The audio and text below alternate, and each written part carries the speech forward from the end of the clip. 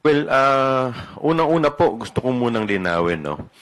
Ang impeachment po kasi, hindi po ito kagaya ng criminal case na proof beyond reasonable doubt. Kasi po dito sa impeachment po, ang tinitignan po natin dito, sabi nga po ni Justice Isagani Cruz, ang impeachment daw is a method of national inquest into the conduct of public men.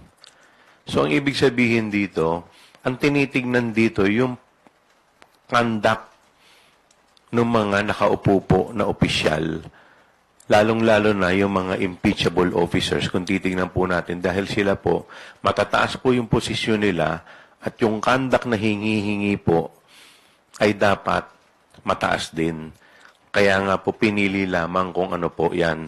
So, in any event, pag na-convict naman po, hindi naman po sila makukulong dito.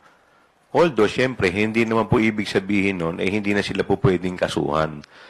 Kaya po sa akin pong paniniwala, based po dun sa mga nailatag po namin sa committee hearing, based din po sa mga napanood ng mga tao doon po sa yung live video kung saan po nag-threaten po siya sa ating Pangulo, sa First Lady, at saka sa Speaker of the House. Ako po naniniwala, malakas po ang ebidensya para po siya po ay ma-convict dito po sa impeachment.